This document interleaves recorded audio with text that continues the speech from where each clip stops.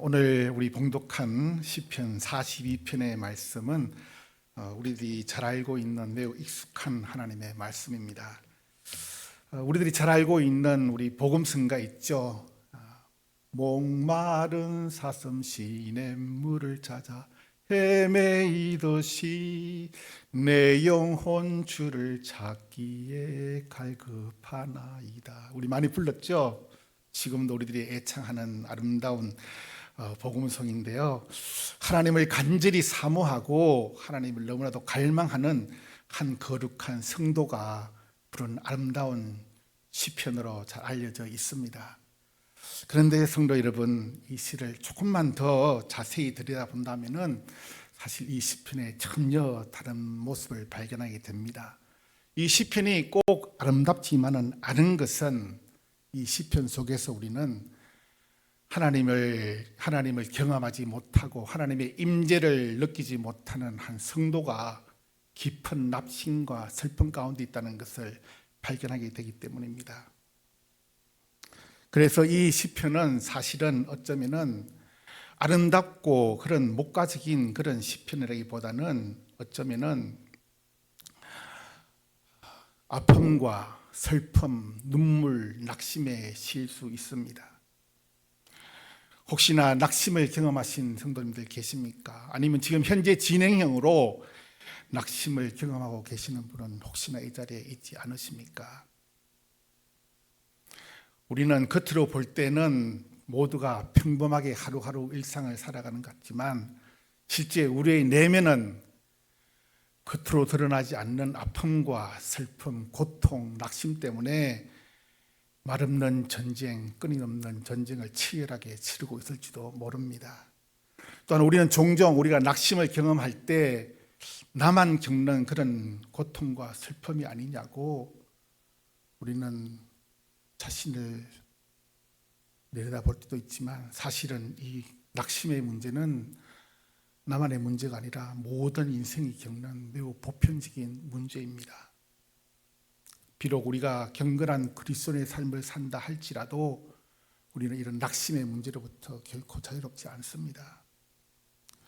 그래서 우리는 질문을 던집니다. 왜 이런 슬픔이 우리에게 찾아왔고 또 성경에서는 왜 이런 낙심과 슬픔의 시를 남겨두었을까 하는 문제입니다. 저는 오늘 우리 본문을 통해서 오늘 이 시편 저자, 이 시편을 지은 저자가 어떤 사람인지 한번 살펴보고 또 무엇이 그를 깊은 낙심 가운데로 빠뜨렸는지, 그리고 이 낙심 가운데 빠진 이 거룩한 성도를 하나님께서 어떻게 붙들고 계시는지를 같이 생각하면서 잠시 은혜를 나눠보고자 합니다. 먼저 시편 이 저자의 문제입니다. 시편 42편 성경을 보면은 그 표제가 있는데요. 표제를 보면은 고라 자손의 맞서길이라고 기록되고 있습니다. 일부 신학자들은 이것이 다윗의 작품이 아닌가 하는 그런 주장을 펼치기도 하지만 우리는 표제에 따라서 경건한 고라 자손이 이 시편을 지은 것으로 이해하는 것이 가장 자연스럽다고 생각합니다. 그리고 본문이나 성경 표제에 나와 있는 맞서길이라는 말은 교훈시라는 뜻인데 이 시편은 아무래도 우리 성도들에게 중요한 신앙의 교훈을 전달하기 위해서 기록된 시라고 보여집니다. 본 시편 저자 고라 자손에서 이 고라라는 이름 우리에게 조금은 익숙한 이름입니다. 구약 성경 특별히 모세 오경에서 고라라는 이름은 자주 등장하는데요. 특별히 이 고라는 모세의 사촌입니다. 모세의 사촌으로서 모세의 권위에 도전한 인물로 잘 알려져 있습니다. 민수기 16장에 보면은 그는 다단, 아비람 그리고 온이라는 사람과 더불어서 당을 짓고 또 이스라엘 총회 가운데 잘 알려진 유능한 지휘관 250명을 대동해서 모세 앞에 나아가 당신이 누구기에 이스라엘 총회 앞에서 스스로를 높이냐 하면서 모세의 권위에 도전했습니다. 사실 모세는 자기의 권위를 높인 적이 없습니다. 하나님께서 시키는 일을 그저 했을 뿐인데 사악한 눈을 가지고 모세를 바라보는 고라의 눈에는 모세가 자기를 스스로 높이는 교만한 사람으로 보였던 것 같습니다. 이 일로 통해서 하나님께서는 진노하셨고 이 다단과 그의 자손들을 땅으로 하여금 입을 벌리게 해서 그 땅으로 하여금 삼켜버리게 하시고 저와 함께 이 반역에 동참했던 250명의 지휘관들은 불로 태워버리는 역사가 민수기 16장에 잘 나타나 있습니다. 이런 엄청난 사건 이후에 고라라는 이름은 이스라엘 백성들 사이에서 배신과 반역의 상징이 되어버렸고, 만일에 사람이라면 이런 반역자를 이스라엘 역사 속에서 다 지워버릴 수 있었겠지만 하나님께는 그렇게 하지 않으십니다. 하나님께서는 고라와 그의 자손을 삼켰지만 민수기 16장에 보면은 고라의 아들들은 살려두었다고 말하고 있습니다. 비록 조상은 하나님의 진노를 받아서 땅의 삼킴을 받고 죽음을 당하면서 멸절되었지만 하나님께서는 그의 자손들을 붙들어 주시는데, 훗날 다윗의 시대에 이 고라의 자손들이 하나님의 성전에서 찬양하는 찬양대가 되고 또한 성질의 문지기가 되어서 하나님의 거룩한 일에 쓰임받는 그런 일을 감당하게 됩니다. 이것이 바로 하나님의 은혜이고 하나님께서 일하시는 방식입니다. 우리는 본문에 나타나 있는 이 고라 자손의 삶들을 보면서 우리들과 너무나도 흡사하다는 생각을 하게 됩니다. 저는 저와 우리 모두도 하나님의 십자가에 대해서 원수로 행했던 그런 사람들입니다. 우리가 그러나 하나님의 은혜를 힘입고 예수 그리스도를 통하여서 하나님의 거룩한 백성이 되었으니 이와 같이 반역한 자를 버리지 않으시고 그 후손들에게 하나님의 은혜를 입혀 주셨던 것처럼 저와 여러분들도 하나님의 거룩한 은혜를 힘입게 되었으니 이 얼마나 감사하고 축복된 일입니까? 그래서 오늘 우리 모두가 하나님 앞에 춤추며 박수를 치며 노래하는 것은 하나님의 그 은혜를 기억하고 너무나도 고맙고 감사하여 나같이 하나님의 은혜를 받을 만한 아무런 자격도 없는 무가치한 자를 하나님의 자녀로 삼아 주셨으니 너무나도 감사하여 우리는 날마다 하나님의 찬양하는 것입니다. 우리는 그렇기 때문에 이 은혜를 기억하고 날마다 집에서 교회에서 어디를 가든지 우리의 입술을 벌려서 하나님의 높고 위대하신 이름을 찬양하는 삶을 살아야 될 줄로 믿습니다. 우리 낙심의 일을 한번 살펴봅시다. 그런데 왜 하나님의 이 거룩한 성도가, 이 믿음의 성도가 이렇게 무너지고 말았는가 하는 것입니다. 오늘 본문은 그 이유를 세 가지로 설명하고 있습니다. 첫째는 하나님의 임재를 경험하지 못하는 듯한 고통입니다. 1절과 2절에서 잘 나타나 있습니다. 1절과 2절을 보면은 하나님의 임재를 경험하고 싶어서 너무나도 갈망하고 갈급해하는 모습이 너무나도 잘 묘사되어 있습니다. 오늘 시편 2절에 42편 2절을 보십시오. 이 시인에게 있어서 하나님은 어떤 하나님입니까? 이 시인에게 있어서 하나님은 살아계신 하나님입니다. 죽어 계신 하나님이 아니시고 잠자는 하나님이 아니시라 살아계신 하나님이신데, 이 시편 기자는 하나님의 살아계심을 의심하지 않고 있습니다. 그래서 그는 조금도 의심하지 않고 사슴이 시냇물을 찾기에 갈급함 같이 하나님을 찾고 부르짖고 갈망하고 기다리면은 하나님께서 분명히 응답해 주실 거라는 것을 분명히 믿고 있습니다. 그래서 그는 부르짖고 갈망하고 또 기다렸습니다. 그런데 현실은 너무나도 달랐습니다. 하나님은 이 갈급해하는 영혼을 외면하시는 것 같았고, 하나님을 갈망하고 기다렸지만 하나님의 임재는 느껴지지 않습니다. 그래서 시인의 낙심은 깊어만 가고 있습니다. 사랑하는 성도 여러분, 그렇다면 과연 우리의 하나님이 이 시인을 떠나신 것일까요? 둘째로 그로 하여금 낙심하게 만드는 다른 원인은 원수들의 조롱입니다. 원수는 끊임없이 그를 흔들어댑니다. 내 하나님이 어디 있느냐? 만일에 내 하나님이 살아 계신다면은 정말 하나님께서 너를 위해서 아무것도 하지 않고 있느냐? 하나님이 살아 계시고 너와 함께 한다면 이렇게 될 수 없지 않느냐, 계속해서 이 믿음의 성도를 흔들어대는 것입니다. 그런데 이 믿음의 성도가 더욱더 흔들리는 것은 저들의 원수의 말이 강해서가 아닙니다. 왜냐하면 저들의 하는 말이 틀린 말이 아니라고 본인도 느끼고 있기 때문입니다. 저들의 하는 말처럼 내 하나님이 어디 있냐고 말하는 것처럼 이 시인은 지금 하나님이 가까이 계시지 않는 듯한 느낌을 가지고 있습니다. 하나님의 임재를 경험하지 못하고 있습니다. 하나님의 부재를 경험하고 있는 것입니다. 그래서 그 눈에서는 눈물이 하염없이 흘러내리고 그 눈물이 그에게 주야의 음식이 되었다고 그는 고백하고 있는 것입니다. 그를 또한 낙심 가운데 빠뜨리고 있는 것은 과거의 행복과 현재의 슬픔의 괴리입니다.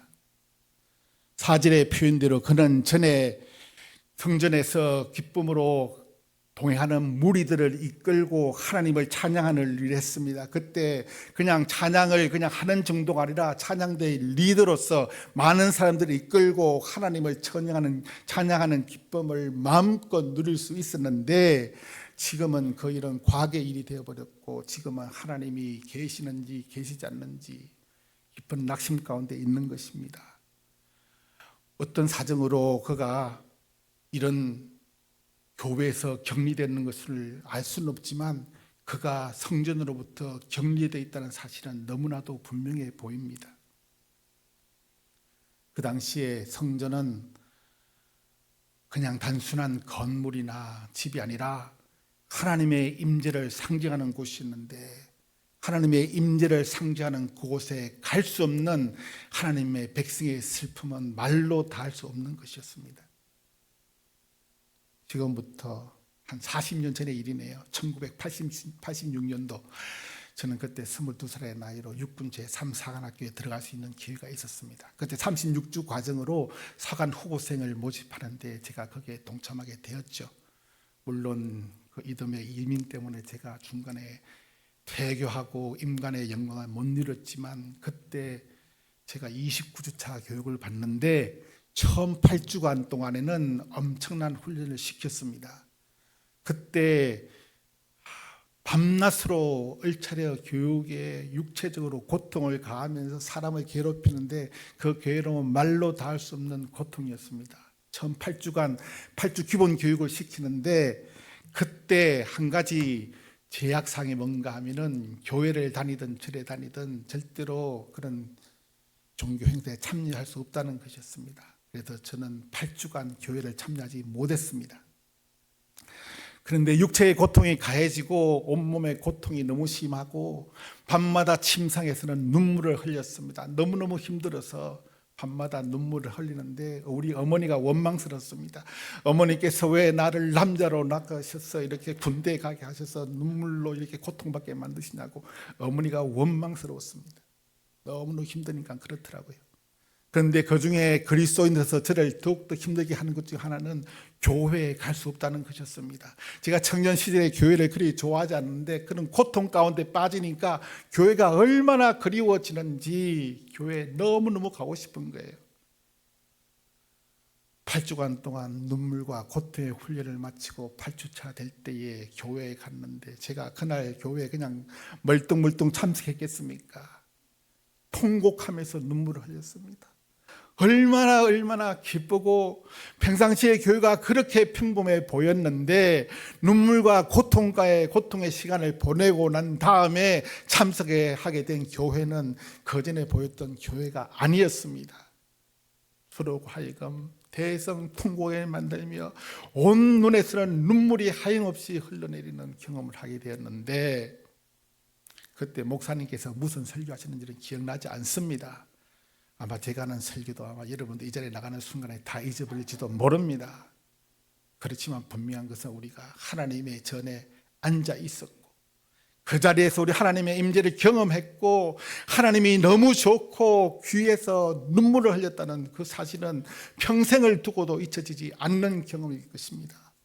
그것이 바로 저의 경험이었고 여러분의 경험일 겁니다. 지금부터 40년 제 나이 22살 때 경험했는데 아직도 잊혀지지 않는 눈물의 예배로 기억되고 있습니다. 사랑하는 성도 여러분, 우리가 결국 오랫동안 기도하고 하나님께 갈망하고 하나님의 임재를 달라고 기도했지만 아무 말씀도 하시지 않는 것처럼 느껴지고 간절히 찾고 찾았지만 만나 주시지 않는 것처럼 느껴짐으로 인하여 낙심할 때가 있지만, 만일에 우리가 지금 현재 그런 경험을 하고 있다면은 지금 저와 여러분은 오늘 본문에 나타난 시편 기자와 동일한 그 길에 서 있고 그와 동일한 경험을 하고 있는 것입니다. 그렇다면 성도 여러분, 이 낙심한 영혼을 하나님께서 어떻게 다시 소망 가운데로 이끌어 가십니까? 본문 5절에서 그는 이렇게 말합니다. 내 영혼아, 내가 어찌하여 낙심하며 어찌하여 내 속에서 불안해하는가? 너는 하나님께 소망을 두라. 그는 내 영혼에게 그렇게 설교적 메시지를 전하고 있습니다.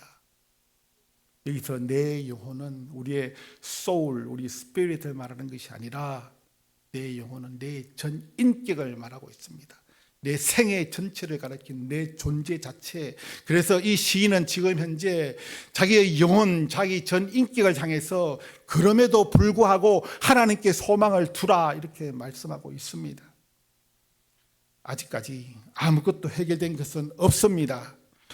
하나님을 찾지만 하나님은 아직도 응답하지 않고 계시고, 눈물은 여전히 두 눈에서 흘러내리고 있고, 시인의 원수는 그대로 계속되고 있고, 원수들은 끊임없이 저에게 내 하나님이 어딨냐고 외쳐대고 있고, 여전히 성전으로부터 격리되어 있는 자기 자신을 발견하게 됩니다.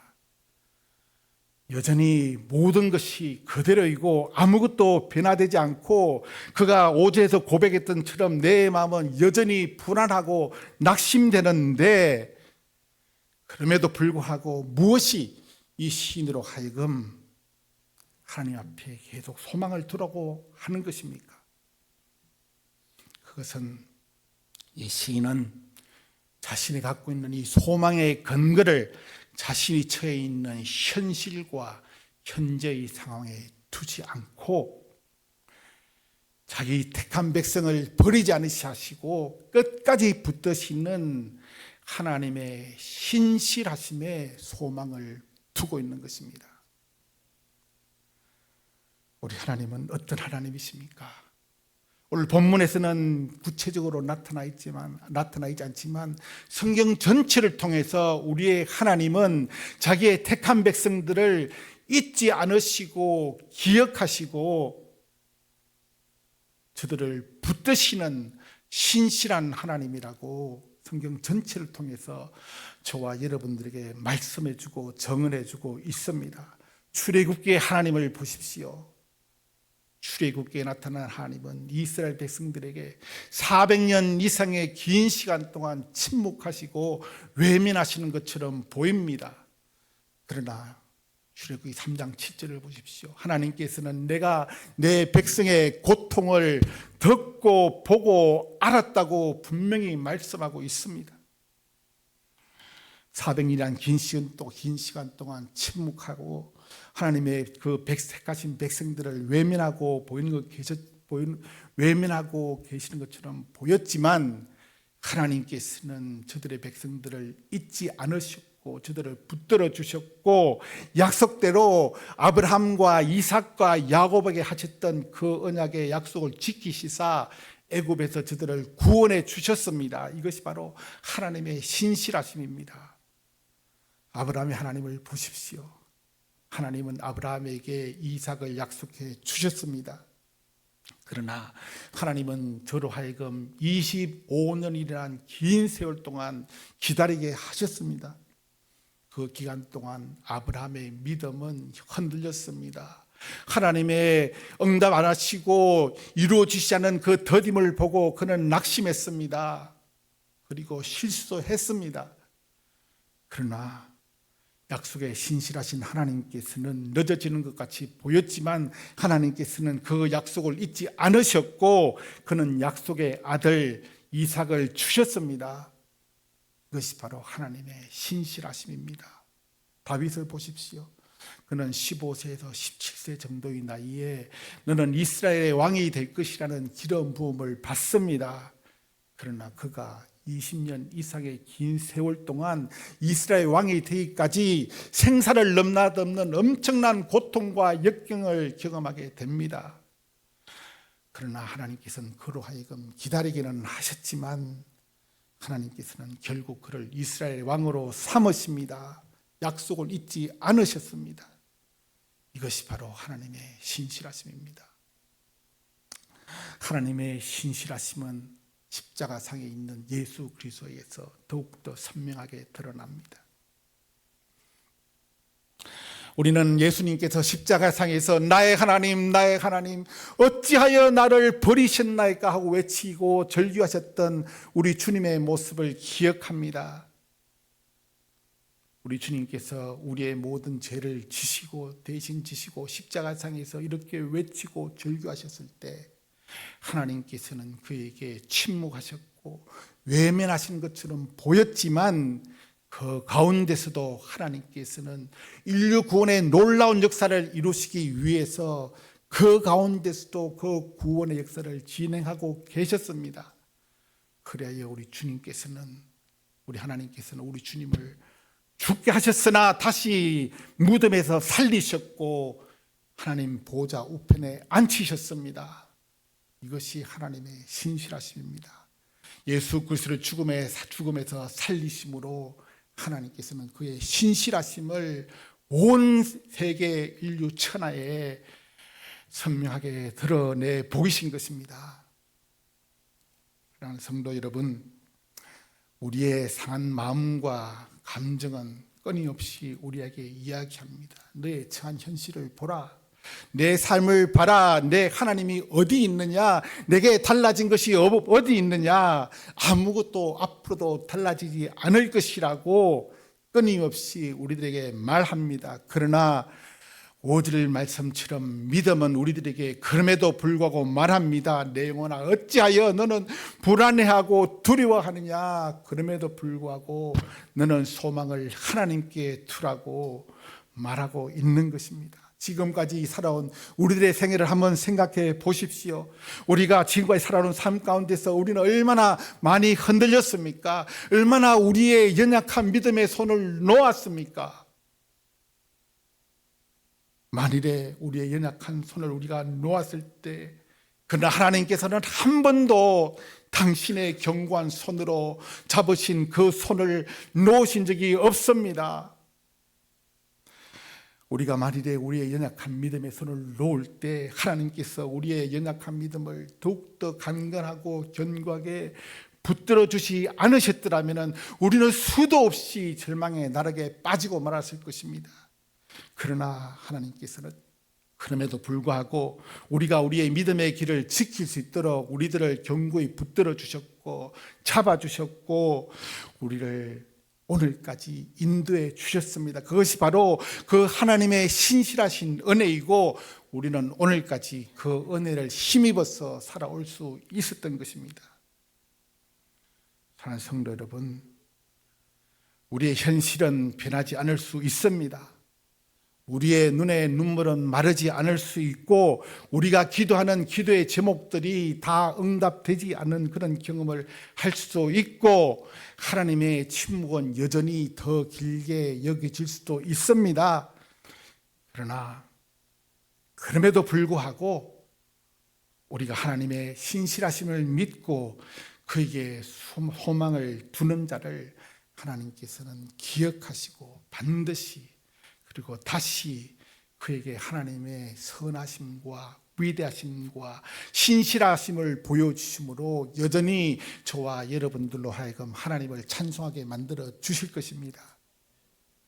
하나님은 침묵하시는 것처럼 보일 때에도 하나님께서는 여전히 자기 백성을 기억하시고 결코 버리지 않으시고 낙심한 영혼을 끝까지 붙드시는 신실하신 하나님을 우리가 믿고 있기 때문입니다.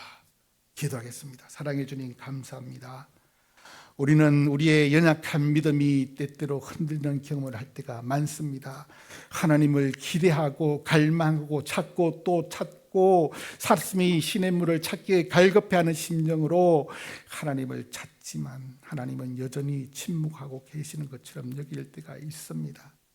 그럼에도 불구하고 우리는 하나님의 신실하심을 믿습니다. 나의 처한 환경과 어려운 현실을 보지 않고 하나님의 신실하심을 믿고 소망을 하나님께 둡니다.